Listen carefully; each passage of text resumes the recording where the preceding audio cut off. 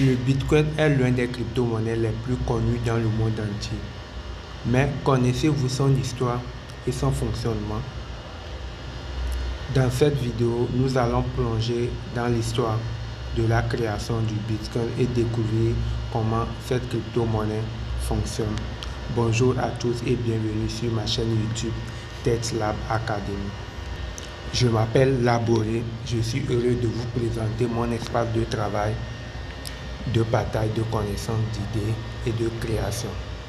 J'ai créé cette chaîne pour partager mes passions avec vous et échanger sur des sujets qui vous intéressent, tels que la blockchain, la technologie, l'entrepreneuriat et autres.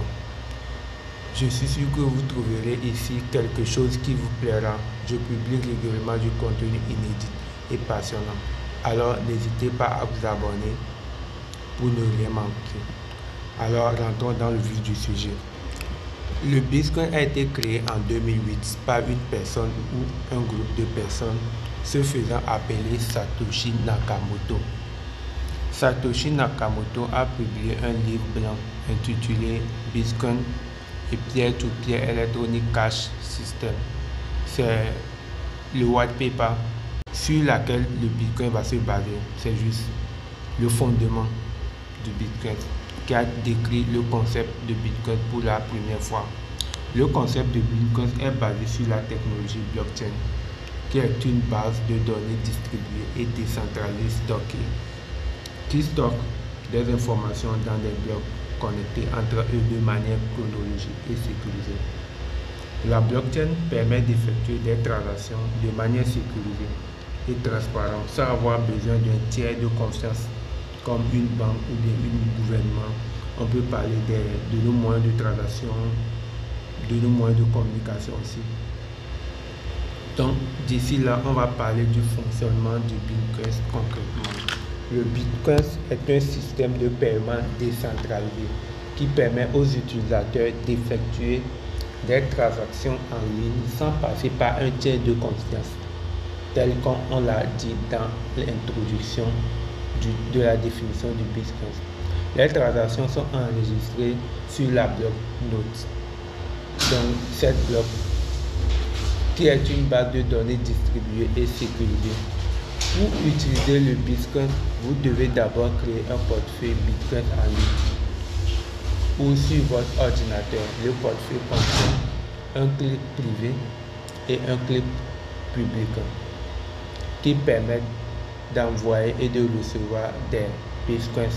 Donc la clé publique, c'est pour permettre qu'on t'envoie de la transaction.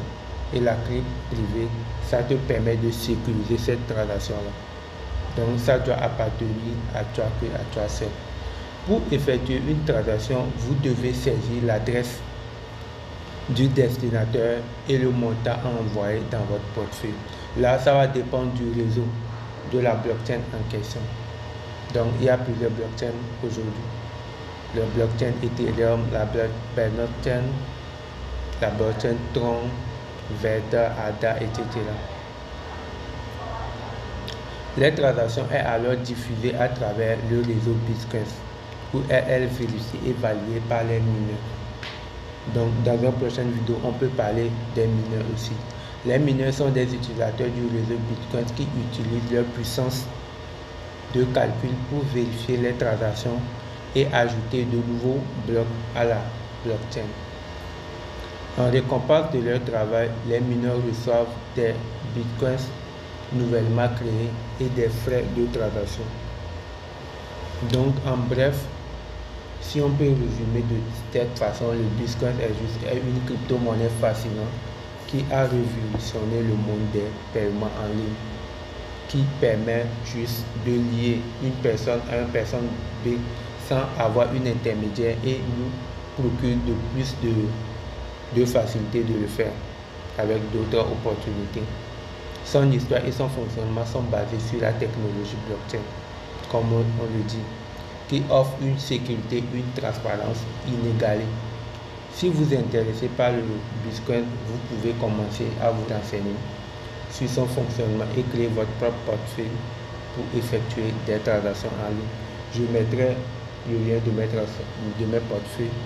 Si possible, certains peuvent jeter des coups d'œil et créer des comptes.